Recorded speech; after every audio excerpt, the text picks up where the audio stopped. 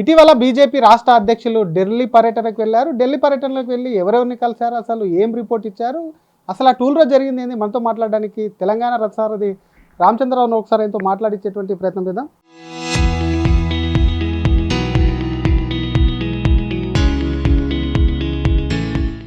Sir, మీరు మొన్న వెళ్ళి వచ్చినటువంటి ఢిల్లీ పర్యటనకు సంబంధించి చాలా ఆసక్తిగా ఉంది. ఎవరిని కలిశారు, ఏం చేశారు సార్ ఢిల్లీకి? నేను ఢిల్లీ పోవడం కారణం 2 కారణాలు. ఒకటి, ఇక్కడ నరేంద్ర మోదీ గారి ఒక మీటింగ్ రిపోర్ట్ ఒకటి, అదేవిధంగా ఏ విధంగా అరేంజ్మెంట్ జరిగినాయి దాని మీద చెప్పడానికి పోయాను.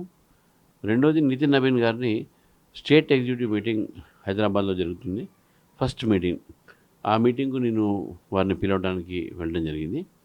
మూడోది, లా మినిస్టర్ దగ్గర ఇక్కడ కొన్ని వేకెన్సీస్ ఉన్నాయి హైకోర్టు జడ్జెస్. అయితే హైకోర్టు అడ్వకేట్స్ అసోసియేషన్ వాళ్ళు కూడా వాళ్ళు రిప్రజెంటేషన్ ఇస్తా అంటే వాళ్ళతోని కలిసిపోదాం, వాళ్ళు నాతో కలిసిపోదాం అంటే సరే వాళ్ళకు ఈ 3 కార్యక్రమం వల్ల నేను ఢిల్లీ పోవడం జరిగింది. కానీ బిఎల్ సంతోష్ గారు సార్ పార్టీకి సంబంధించిన వ్యవహారాల మీద కూడా చర్చించారు అనేది కూడా ప్రధానంగా వినిపించిన మాట. పార్టీ విషయంలో చర్చించారంటే ఎట్లా జరుగుతున్నది, ఎన్ని బూత్ కమిటీలు అయినాయి, ఎస్ఐఆర్ మీటింగ్ ఏమవుతున్నాయి, లేకపోతే మీ మన ఎక్కడెక్కడ మీరు ధారణాలు చేశారు, ఏం చేసిన ఏమైతే అవన్నీ రిపోర్టు వాళ్ళు అడుగుతారు అంతవరకే. కానీ మిగతా విషయాలు ఏం పార్టీ విషయాల్లో పార్టీ వరకే వాళ్ళు అడగడం జరిగింది, వేరే విషయాలు ఏది కూడా అడగలేదు. వేరే విషయాలు అడగలేదని మీరు అంటున్నారు. కేంద్ర మంత్రి బండి సంజయ్కి సంబంధించినటువంటి అంశము తెలంగాణలో కాదు దేశ రాజకీయాల్లో కూడా కొంత చర్చనీయాంశం, ఆ కుటుంబానికి సంబంధించి బండి భగీరథకు సంబంధించి దాని మీద కూడా చర్చ జరిగింది అనేది ఒక వార్త అయితే వచ్చింది. నాతోనైతే వాళ్ళు ఎక్కడ చర్చ జరగలేదు. నన్ను ఈవెన్ లా మినిస్టర్తో కలిసిన వారు అడగలేదు, బిఎల్ సంతోష్ గారిని వారు అడగలేదు, నితిన్ నవీన్ గారు వారిని అడగలేదు. అంటే ఆల్రెడీ ప్రచార ప్రసార సాధనాల్లో ఉన్నటువంటి సమాచారం వాళ్ళకు ఉంది కాబట్టి వాళ్ళకి ఆల్రెడీ ఇన్ఫర్మేషన్ ఉంది, ఆల్రెడీ వాళ్ళు ఇన్ఫర్మేషన్ తెప్పించుకుని నేను అనుకుంటున్నాను. అంతేగాని నన్ను అయితే ఎవరు అడగలేదు. ఫోన్ల ద్వారా అట్లా ఏం సంప్రదించలేదు సార్, డైరెక్ట్ వెళ్ళినా కూడా? నేను ఫోన్ అంటే నేను మాకు అంటే జనరల్గా మా పార్టీలో పద్ధతి ఏంటంటే ఏదైనా పెద్ద ఈవెంట్ జరిగితే మనం పోయి రిపోర్ట్ చేయడం అనేది అన్వాయితీ. అంటే ఎవరెవరు పని చేశారు, ఎట్లా పని చేశారు, ఏమేమి డిపార్ట్మెంట్లు ఉన్నాయి, దానికి ఎక్స్పెండిచర్స్ ఎంత అయితే, ఇవన్నీ కూడా మేము అక్కడ చెప్పుకుంటాం. సో దాని విషయంలో రిపోర్ట్ ఇవ్వాల్సి వస్తుంది, ఎంతమంది వచ్చారు అనేది చెప్పు. ఎందుకంటే ఇది ఫ్యూచర్ మళ్ళీ వేరే కార్యక్రమాలు చేయడానికి ఇది ఒక మనకు కొనమాపం అవుతుంది, ఇది యాడ్స్టిక్ అవుతుంది మనకు. అందుకనే దాని విషయంలో వాళ్ళు పిలవడం జరిగింది.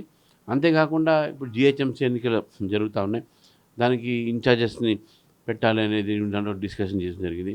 ఎస్ఐఆర్ కూడా ఇప్పుడు జరుగుతూ ఉంది, ఆ ఎక్సర్సైజ్ చేయాలి. పార్టీ కొన్ని ప్రోగ్రామ్స్ ఉన్నాయి, ఆ పార్టీ ప్రోగ్రామ్స్ కూడా ఎప్పుడెప్పుడు ఏం చేయాలి దాని మీద కూడా వాళ్ళు చర్చించడానికి మనకు చెప్పడం జరిగింది. అంతవరకే డిస్కషన్ జరిగినాయి. క్యాబినెట్ షఫ్లింగ్ జరుగుతుందని అంటున్నారు. పునర్వ్యవస్థీకరణలో తెలంగాణ కొన్ని పోస్టులు పోతాయి, కొన్ని వస్తాయి అంటున్నారు. ఆ రిపోర్ట్ కూడా మీ ద్వారానే తీసుకున్నారు అనేది కూడా చర్చ. పార్టీలో ప్రభుత్వం సంబంధించినటువంటి ఏ నిర్ణయం కూడా పార్టీని అడగరు, పార్టీ కూడా సలహా ప్రభుత్వానికి ఇవ్వదు. అది ప్రభుత్వంలో ఉన్నటువంటి ఆ వ్యక్తుల నిర్ణయమే మనం చూస్తాం, వాళ్ళే నిర్ణయం చేసుకుంటారు. పార్టీ తరఫు నుంచి ఎవరి పేర్లు అడగరు, ఎవరి గురించి వాళ్ళు అడగరు. వాళ్ళకు ఉండేసేటటువంటి ఛానల్స్ ఉన్నాయి, వాళ్ళకు ఉండేటటువంటి ఇన్ఫర్మేషన్ వాళ్ళకు ఉంటాయి, వాళ్ళకు ఉండేటటువంటి ఏదైతే ప్రొసీజర్స్ ఉంటాయో ఎవరిని తీసుకోవాలి, ఎవరిని ఉంచాలి లేదనేది వాళ్ళ ఇష్టం. ఈ prerogative of the government of India, honourable prime minister వారు ఎవరిని ఉంచాలి, ఎవరిని తీయాలి వాళ్ళ ఇష్టం అవుతుంది. ఏ స్టేట్కి ఎంత తీయాలి, ఏ స్టేట్కి ఎంత ఇవ్వకూడదు అనే వాళ్ళ ఇష్టం. మేము మా పార్టీ అధ్యక్షుడిని, స్టేట్ అధ్యక్షుడిని వాళ్ళు ఏం అడగరు వాళ్ళు. కానీ తెలంగాణలో ఎలక్షన్ మీద, తెలంగాణ రాష్ట్రం మీద స్పెషల్ ఫోకస్ పెంచింది బీజేపీ నాయకత్వం. నెక్స్ట్ ఇక్కడే ఉండబోతుంది అన్ని రకాలుగా అనేది కూడా కొంత వార్తలు వస్తున్నాయి. దానికి తగినట్టు కూడా కొన్ని చూస్తే కొంత కార్యక్రమాలు చూస్తే కూడా అదే విధంగా అనిపిస్తుంది. క్యాబినెట్ సంఖ్య ఏమన్నా తెలంగాణ కంటే మంత్రివర్గం సంఖ్య ఏమన్నా పెరిగే అవకాశం ఉందని అనుకుంటున్నారు? మనం ఏం చెప్పలేము, పెరగవచ్చు పెరగకపోవచ్చు. అంటే జనరల్గా చూస్తాం సార్, ఎలక్షన్ మీద ఫోకస్ చేసిందంటే బీజేపీ ఇటువంటి కంపల్సరీ కొన్ని చేస్తుంటుంది. అంటే అట్లా కాదు కదా, ఇప్పుడు ఎక్కువ మందిని ఎలక్షన్స్ వరకు పార్టీ వర్క్ కోసం ఇక్కడ ఉంచే అవకాశాలు ఉంటాయి, అంతవరకు నేను చెప్పగలుగుతాను. మన రాష్ట్రంలోనే కాదు బయట రాష్ట్రం నుంచి కూడా సీనియర్ నాయకుల్ని ఇక్కడ ఇన్ఛార్జ్గా ఫస్ట్ జిహెచ్ఎంసీకి ఇన్ఛార్జ్ పెడతారు, తర్వాత వచ్చే అసెంబ్లీకి పెడతారు. దీని మీద కేంద్ర పార్టీ ఫస్ట్ నుంచి ఒరిస్సా అయిపోయింది, బెంగాల్ అయిపోయింది, ఇప్పుడు తెలంగాణ. ఇది మాత్రం సీరియస్గా వాళ్ళ మనసు ఉంది. అండ్ వాళ్ళు కూడా చాలా కాన్ఫిడెన్స్లో ఉన్నారు, తెలంగాణ తప్పకుండా బీజేపీ గెలుస్తుందని చెప్పేసి. కాబట్టి ఆ దిశలో వాళ్ళు పనిచేస్తారు. మంత్రివర్గాల్లో ఎంత ఇస్తారు, ఏం చేస్తారు, ఎవరికి ఇస్తారు అనేది అసలు దీనికి సంబంధం లేదు. ఇది మొత్తం కూడా పార్టీ సెటప్, పార్టీ కార్యకర్తలు ఒక మోరేలు పెంచడం, వాళ్ళకు ఉత్సాహం పెంచడము, విశ్వాసం పెంచడము, ఆ పని పార్టీ నాయకులు చేస్తారు. బండి భగీరథ అంశం బండి సంజయ్ కుటుంబానికి సంబంధించింది అయినప్పుడు పార్టీ నాయకుడు బండి సంజయ్ పార్టీలో అంతర్భాగం, కానీ ప్రెసిడెంట్ కంట్రోల్ చేయలేకపోయారు. ఆ ఇష్యూను సద్విమనలా చేయడంలో ప్రెసిడెంట్ విఫలమైన క్వశ్చన్లు వస్తున్నాయి. వాళ్ళకేం సమాధానం చెప్తారు?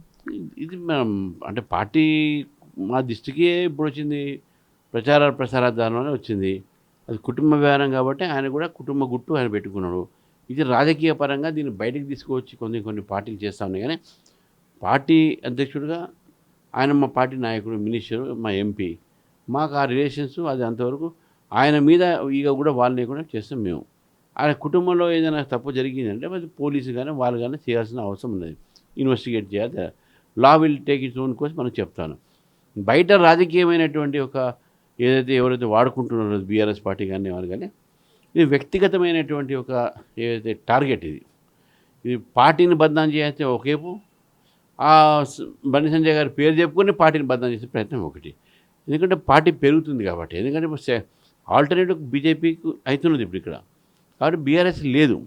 సో ఆ భయంతోనే బీజేపీని ఇంకా వీక్ చేయాలి, రానియొద్దు అనేది ఒక దీంతో ఈ పన్నగా ఉంది. చాలా తెలంగాణ ప్రజలు చాలా తెలివికలవాళ్ళు, వీళ్ళు చేసేటటువంటి ఒక రాజకీయంగానే ఇటువంటి ఒక నేనంటే చౌకబారు రాజకీయం. ఎందుకంటే కుటుంబ విషయాల్ని దాన్ని రావడం రాజకీయాల్లో పిల్లలు ఒక సంబంధించింది. ఇప్పుడు నిజంగా ఆయన తప్పు చేసి ఉంటే ఎస్ మీరు డిమాండ్ చేయవచ్చు, ఏంటంటే పోలీసు యాక్షన్ తీసుకోవాలి, అంతేగాని బండి సంజయ్కి దానికి ఎట్లా సంబంధం ముడి పెడతామండి.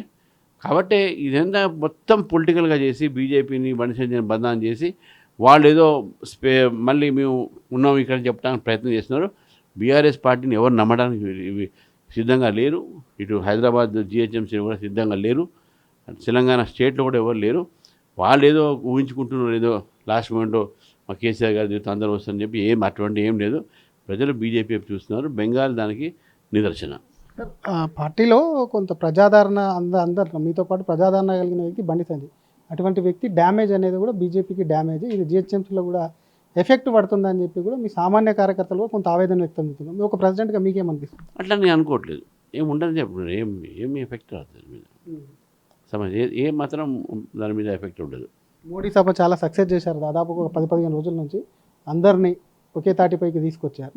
కానీ ఆ సభ సక్సెస్ కన్నా కూడా బండి సంజయ్ అంశమే ఎక్కువ మీడియాలో హైలైట్ కావడం, జనాల్లోకి వెళ్ళడం, నిజంగా ఒక రాష్ట్ర అధ్యక్షులుగా మీకు ఆ సంతృప్తి అనేది ఇది మిగిలించలేదని అనుకోవచ్చా? ఇప్పుడు అదో మా కృషితోనే అయినటువంటి సక్సెస్, ఇది ఉద్దేశపూర్వకంగా చేస్తున్నటువంటి ఒక ప్రయత్నం. సో కాబట్టి ఎప్పుడైనా కృషి ముందు ఉంటుంది, కానీ ఉద్దేశపూర్వకంగా ఇటువంటి రాజకీయ ఏవైతే కోణంతో ఆలోచిస్తే ఎవరు కూడా ఈ ప్రచారాన్ని నమ్మరు. దాంతో భారతీయ జనతా పార్టీకి ఎటువంటి ప్రభావం పడదు. సీనియర్ అడ్వకేట్గా చివరిగా ఏం జరగబోతుందో అసలు ఈ కేసుకు సంబంధించి ఒక్క మాట చెప్పగలుగుతారు? కోర్టులో ఉంది కదా, ఇంకా ఇన్వెస్టిగేషన్ అవుతున్నది, మనం దాని మీద చెప్పలేము. సబ్ జ్యూడిస్ ఏమవుతుంది ఇప్పుడు నేను చెప్తే కూడా అది చట్టానికి విరుద్ధం అవుతుంది, కాబట్టి మాటలు తెలుసుకోలేదు. Thank you sir. ఇది ఢిల్లీ పర్యటనలో కేవలం అటు రాష్ట్రంలో మోడీ సభ జరిగింది. ఆ సభకు సంబంధించినటువంటి అంశానికి సంబంధించి సక్సెస్ ఏ విధంగా చేశామన్న రిపోర్ట్ ఇవ్వడమే కాకుండా ఇటు రాష్ట్ర రాజకీయాల్లో ఎస్ఐఆర్ కానీ మిగతా ఏ విధంగా ముందుకెళ్లాలన్న దానిపై కూడా అటు హైకమాండ్తో కూడా చర్చించాం. అందులో భాగంగానే బిఎల్ సంతోష్ని కలిసామంటారు. బండి సంజయ్కి సంబంధించినటువంటి అంశంలో కుటుంబ అంశం కావాలని చెప్పి కొంతమంది కక్ష కట్టుకొని ప్రచారం చేస్తారు. ఆయన నుంచి పార్టీకి డ్యామేజ్ జరిగిందని తను అనుకోవట్లేదు. కృషి చేసిన దానికి ప్రచారం చేసిన దానికి చాలా తేడా ఉంటుందని చెప్పి బీజేపీ రాష్ట్ర అధ్యక్షులు రామచంద్రరావు అంటున్నారు. కెమెరామెన్ గజబ్తో శ్రీధర్, RTV, హైదరాబాద్.